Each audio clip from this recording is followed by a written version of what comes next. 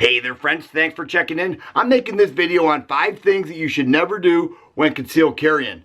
I've been concealed carrying for a number of years now. I consider myself highly experienced in this area. However, I love watching videos and reading articles and picking up any pointers I possibly can on this subject, as well as serve reminders to me of the right way to do things and help the people who are just beginning this process. So let's go.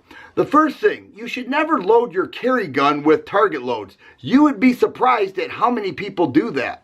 I don't know if it's the expense of self-defense loads that turns them off, or they feel that target loads are more effective in a defensive situation. Maybe it has a stronger punch to it. However, I don't think it's a good idea at all. I think you should use self-defense ammo, take advantage of that expansion and prevent over-penetration. If you use your gun and you hit soft flesh here and it goes right through that person, you can injure or kill an innocent person.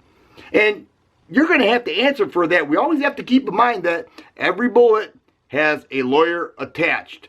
Number 2, pocket carrying without a holster. Once again, many people do that. They get a little subcompact gun, they throw it in the pocket, and they feel like they're fine. You have to protect that trigger guard, and especially the trigger. Now here I have my C-Camp little pocket holster here. It's like 12 bucks. It has additional material here that covers the trigger guard.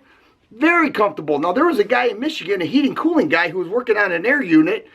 He was pocket carrying a Glock 26. This was just a couple years ago. He had a negligent discharge and shot himself right in the junk. Could you imagine that? You know, I mean, I bet that guy wished he had a pocket holster with his Glock 26 to prevent that from happening. We need to avoid that at all costs. Number 3, as tempting as it may be, especially when we buy a new gun, we have to resist showing it off. If you're in the privacy of your own home, that's one thing. But when you're out and about, I know you're like me. You know, we get a little bit giddy when we get something. Hey, check this out, man. I just picked this up. Look at this. It has this on it. It has that on it. You know what? We should do that privately and in our own home. And better yet, resist it altogether. If you want to talk about it, that's one thing. But pulling it out is never a good idea. Number 4, telling people in public that you are armed is not a good idea. There's no benefit to that. You know, the only benefit could be is if you know for a fact they're armed too, and you feel like something bad's about to happen. But for the most part, you know, say, hey, you know what, I got this. I got a gun on me. You know what, let me handle this.